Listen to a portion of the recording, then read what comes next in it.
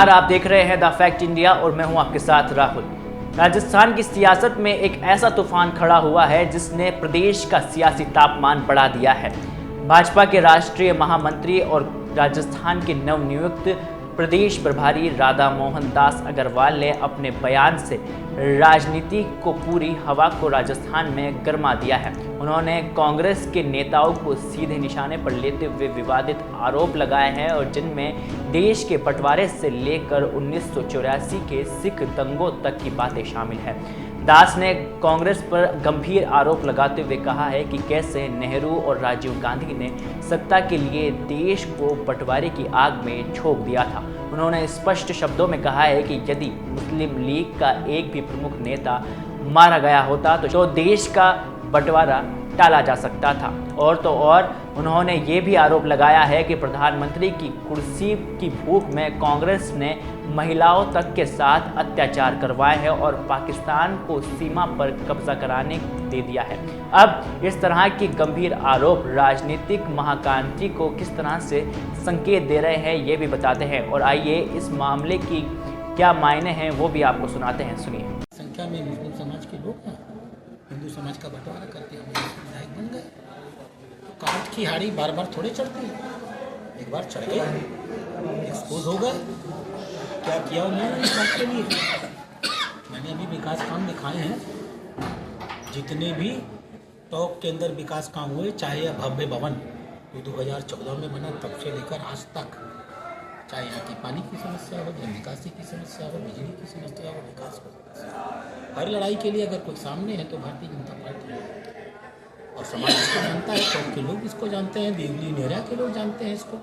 वो किसी जाति विवाद में नहीं पड़ने वाले हैं। वो सब इंतजार कर रहे हैं कि मुनली देवरा में कमल का चुनाव लेकर के कौन आता है, और जो चुनाव चिन्ह लेकर के आएगा भारतीय जनता पार्टी के कार्यकर्ता बहुत मजबूती के साथ उसमें लगने वाले हैं और पूरे के पूरे देवली नेहरा की हर जातियों के लोग लगने वाले हैं। सब मोदी जी को बहुत प्यार करते हैं और ऐतिहासिक मुद्दों से। आपने कहा कि भूख, सबको पता था कि वो जो क्या नाम है उसका,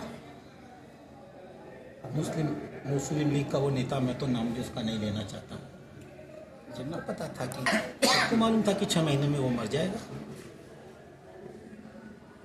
6 महीने में अगर वो मर गया होता तो मुस्लिम लीग खत्म हो गई होती, देश के बंटवारे की लड़ाई खत्म हो गई होती।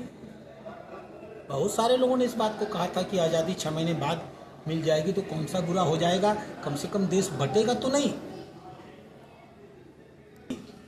भूख बैठ जाना है, लाशों पर बैठ के प्रधानमंत्री बन जाओ, महिलाओं का बलात्कार करा के प्रधानमंत्री बन जाओ, पूरी की ट्रेन को भर करके लाशों से लेके भारत में आना पड़े तब भी प्रधानमंत्री बन जाओ, पाकिस्तान हमारे देश में चढ़ करके हमारी सीमाओं पर कब्जा कर ले तो भी प्रधानमंत्री बन जाओ, तिब्बत को चीन हड़प ले कुर्सी बचाने के लिए तब भी प्रधानमंत्री बने रहो, और 43,000 वर्ग फीट चीन हमारे वर्ग मीटर हमारी ज़मीन पर चीन कब्जा कर ले तो तुम कह दो कि वहाँ तो एक घास का दाना नहीं पैदा होता, चीन ने कब्जा कर लिया तो क्या, इसको क्या कहते हैं।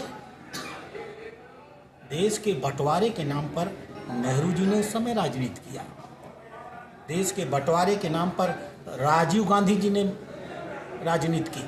क्या ये सच नहीं है कि 1984 का दंगा सिखों के खिलाफ और हिंदू और सिख समाज को आपस में लड़ाने का जो षड्यंत्र किया गया वो राजीव गांधी ने किया।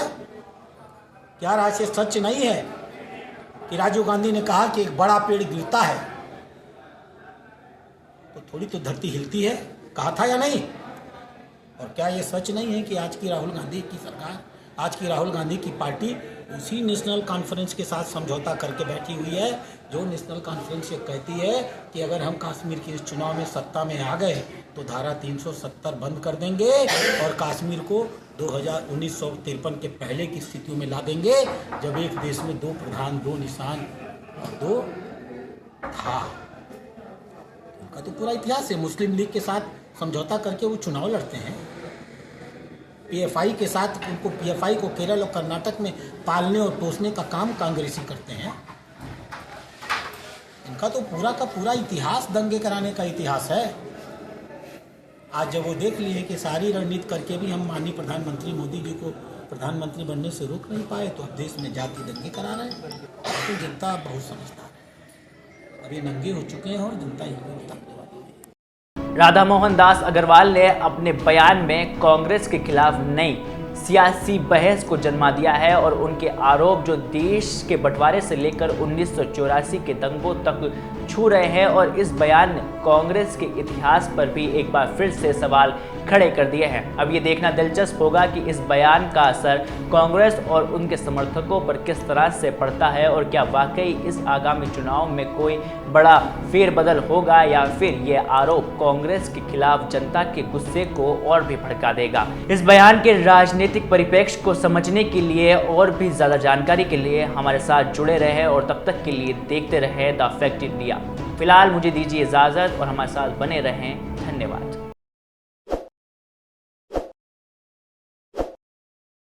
ताज़ा खबरों के लिए विजिट करें द फैक्ट इंडिया की वेबसाइट और डाउनलोड करें द फैक्ट इंडिया ऐप।